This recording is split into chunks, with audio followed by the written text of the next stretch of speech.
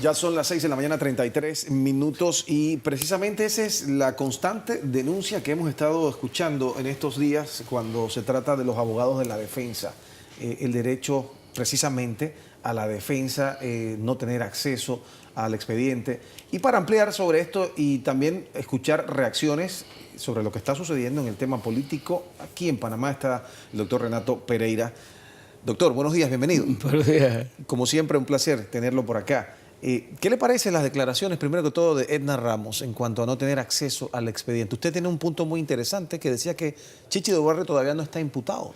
Bien, vamos a ser objetivos, ¿no? Ajá. La norma es bien clara. La reserva del sumario no se le puede oponer a los abogados ni a los imputados. El imputado puede reclamar copia de lo actuado, ¿sí? Y también su abogado. Sin embargo, Pero debe haber un proceso ya andando. Tiene que ser imputado. Ajá. Para tener acceso al expediente, la persona tiene que ser imputado, ¿no? Para que puedan tener acceso o él mismo o su abogado. Si no tiene imputación, ¿no? Ni su abogado puede intervenir, ni el imputado, el no imputado puede intervenir. Tiene que esperar que le imputen cargo para poder decir, bueno, aquí estoy yo, me imputan cargo, quiero copia del expediente, o presentarse con su abogado y el abogado pedir copias del expediente, copia de lo que se está actuando. Bien, de lo contrario, no, el código es muy claro. O sea, que mientras no sea acusado formalmente y se le lleva adelante un proceso, el abogado... Claro, y eso tiene un sentido. No tiene derecho a ver el expediente. Claro, ¿de qué se trata? De preservar la tranquilidad a las personas, a los testigos, al proceso mismo. Claro. No, todo el mundo va a llegar a un expediente y decir, bueno, aquí estoy, yo quiero participar en esta indagatoria porque alguien mencionó a mi hermano, a un cliente probable. No, eso no es así. En el caso del magistrado separado Moncada Luna, ¿a él sí se le han imputado cargos ya?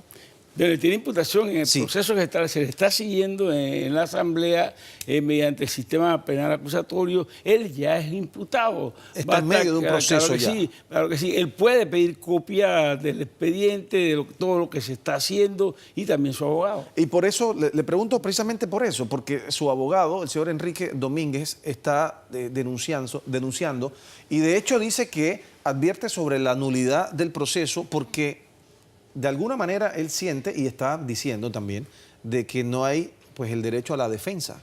Se le está coartando ese derecho a la defensa porque el fiscal de este caso, que es Pedro Miguel González, pues está llevando adelante las diligencias y él ni siquiera recibe ningún tipo de notificación en el caso y que se entera por los medios de comunicación. Entonces acá sí hay derecho a quejarse y sí tiene un sustento válido, entonces. Bueno, en la práctica lo que tiene que hacer el abogado es pura y simplemente presentarse a ejercer su derecho de estar enterado de lo que sucede en el expediente, de lo que estaba ocurriendo, igual que el imputado, así de simple, ¿no? Si le rechazan su participación, entonces se incurre en una violación del derecho a la debida defensa. Pero no se supone que a él se le debe notificar sobre las diligencias sobre cada cosita que se haga, no. Sobre lo que a él le corresponde, los cargos que le hagan, por supuesto que tiene, o las resoluciones que se dicten, o las diligencias que se dicten en su contra, por supuesto que hay que notificarlo a él y a su abogado, ¿no? Pero mientras se trate de otros asuntos que puedan tener incidencia en el proceso, pero que no tienen que ver con el propio imputado, entonces el juez no está obligado a estarlo enterando de cada detalle que se dé en el procedimiento. Vemos hoy en la portada del Panamá América de que el levantamiento de la inmunidad o del fuero del expresidente Martinelli no puede ser levantado unilateralmente y es ese es el rum que hay en este momento, qué es lo que podría pasar. Bueno, bien, el presidente Martinelli, el expresidente Martinelli es miembro del Parlacén. Nosotros estamos ligados al Parlacén a través de un tratado, un convenio, todos los países centroamericanos, firmaron todos los países centroamericanos. Ese convenio tiene prevalencia sobre la ley interna. De manera ¿Qué significa eso? Eso significa que para que se prive al presidente de la inmunidad que le concede o de los derechos que le concede el convenio, habrá que ir al Parlacén mismo. ¿sí? Porque de lo contrario corre el riesgo la decisión interna de caerse frente a la Comisión Interamericana de Derechos Humanos o ante la Corte Interamericana de Derecho, en fin, de Justicia, perdón. Ese es el problema que tiene una decisión interna tratándose de un diputado de Parlacén, que tiene que sujetarse, a mi juicio, a lo que establece el convenio, que en ese caso está por encima de la ley interna, del procedimiento interno. Pero esa es la situación. usted ha dicho algo muy interesante ahorita, a mi juicio, y yo he escuchado a muchos abogados precisamente referirse en distintos casos, en esos términos, a mi juicio, a mi manera de interpretar. Entonces eso me lleva a mí a pensar de que hay un grado de subjetividad en todas estas cosas, o sea, porque dependiendo de quién defienda o quién acuse, también entonces escuchamos versiones distintas. Bueno, la objetividad lo va a marcar lo que diga la ley, ¿no? Ajá. Y la ley dice que los convenios, la Constitución misma dice que nosotros debemos cumplir con lo establecido en los convenios. O sea que si en Panamá internacionales realmente se cumple lo que dice la ley, el fuero del expresidente Martinelli no puede ser levantado aquí localmente, del Parlacén, me refiero. En principio no. En principio no. Se estaría violando la ley. El destino de la inmunidad del presidente está en manos del organismo al que pertenece. ¿Es un fuero o es una inmunidad? La convención. ¿Es un fuero o es una inmunidad? ¿O es lo mismo? Es la misma cosa. Básicamente Inmunidad lo mismo. significa que no puede ser sometido a justicia sin autorización del órgano al que él pertenece, el Parlacén. Esa es la situación, si queremos hablar de objetividad. No, cualquier otra cosa podría crear un conflicto entre la norma interna y el convenio, que es derecho internacional. Y en esos casos debe privar lo que dice el convenio.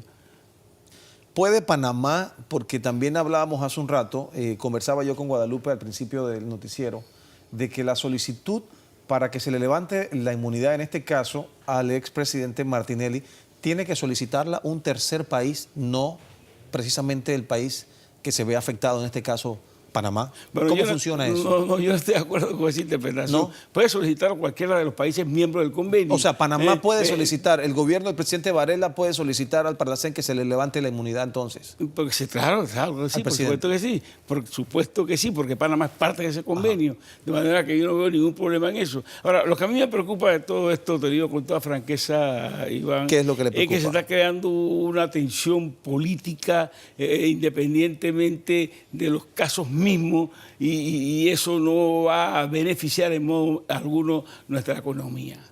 No, la inestabilidad política es un factor del crecimiento económico. ¿Qué resultados podríamos tener? El resultado que podemos tener es que cesen o comiencen a ceder, el flujo de inversiones comienza a ceder, que los inversionistas comiencen a tener un poco de miedo, porque el factor estabilidad política es parte del desarrollo económico. Por eso es importante entonces el tema del debido proceso y que la ley se cumpla a cabalidad. En todos sus detalles, es correcto, Iván. Nosotros no podemos pretender ser un país de inversiones si el Poder Judicial no está en libertad. O sea, no se siente en libertad de fallar conforme al estricto derecho. Ok, por más, para que lo entendamos, porque yo siento que a veces hay algunas personas que no lo entienden de esa manera, doctor. Por más declaraciones y más indagatorias que se realicen y por más señalamientos y acusaciones que haga o diga X o Y sobre cualquier exfuncionario o cualquier panameño o cualquier persona, si no se lleva adelante un juicio y no existe una condena, no se puede actuar. Bien, vamos así. Para que la gente entienda. Vamos a poner un caso para que la gente entienda. Porque la gente circula en las redes sociales. Mira, que esto está más claro que el agua. Y hay que meterlo preso a todos. Y vamos para la corte y vamos a quemar la corte si no los meten preso enseguida. Eso es desorden. Eso es despelote. Si la ley dice que un delito que tiene pena inferior a 4 años no admite la detención preventiva, al juez no le queda otro remedio que no ordenar la detención preventiva. Aunque el país explote en pedazos y la opinión pública esté totalmente en contra, hay que aplicar la ley tal que la ley es.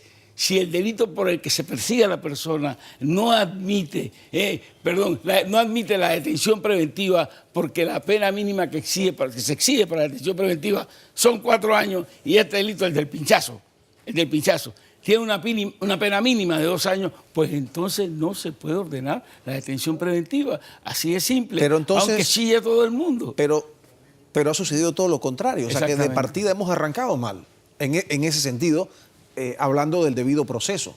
El debido proceso en este caso habla de que estos delitos no admiten, en el caso de los pinchazos, no admite la detención preventiva, que es precisamente lo que tiene en este momento Alejandro Garús y Gustavo Pérez. Eso es, si a ellos no le imputan otro delito que ese, en ese caso, no procede la detención preventiva. ¿Y por qué no procede? Hombre, porque de acuerdo con la ley, ese delito que es un delito execrable, detestable, humillante, ponlo como tú quieras, para ese delito que es de esa naturaleza, que tiene ese impacto, que da rabia saber que a uno lo están escuchando, que uno puede tener una vida privada porque hay un tipo que está por ahí pinchando el teléfono, entonces ese delito es espantoso. Pero la ley establece una pena irrisoria de 2 años, pero hay que cumplirla. Pero hay que cumplirla para poder decir que en nuestro país impera el Estado de Derecho. ¿Cabría la posibilidad entonces en un futuro de analizar esta sanción y modificarla entonces? Digo, bueno, esa es otra cosa. Esa es otra historia. O sea, si el delito lo considera la sociedad execrable, despreciable, humillante, que cambie la ley. 20 años de cárcel entonces. Lo que quieran. Pero ahora dice pero de 2 a por 4. ahora son 2 años. Y va a recibir la opinión pública y los que están exigiendo cárcel para ellos dos. Claro. Una gran decepción. Porque si la Corte falla en derecho, ellos van a ser puestos en libertad. Hablando de esto de la Corte, se presentó un recurso de habeas corpus para cambiar la medida. Esto es una medida cautelar, el tema de la detención preventiva, para cambiarla quizás por casa por cárcel, no sé qué es lo que está buscando la defensa. Sin embargo, todavía no ha habido una respuesta. ¿No se supone que esto debería ser un proceso bastante rápido? La ley establece que el amparo de garantía y los habeas corpus deben ser tratados, procesados mediante un trámite, dice así, brevísimo, brevísimo. Cuando presenta un habeas corpus se trabaja de día y de noche y a cualquier hora.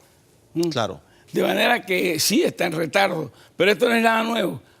Habeas corpus ya ha tomado un tiempo excesivo, pero tiene que resolverse. Tiene que resolverse porque no puede, hay que decirle la verdad a la gente. Nosotros vivimos un Estado de Derecho, esa es la base de nuestra democracia y el Estado de Derecho consiste en el respeto a la ley y en el acatamiento a las resoluciones judiciales. Nosotros, los que aplicamos la ley, no podemos hacer otra cosa, aunque nos manden un batallón a protestar y a exigir que hagamos un linchamiento judicial en lugar de aplicar la ley. No lo vamos a hacer, vamos a aplicar la ley.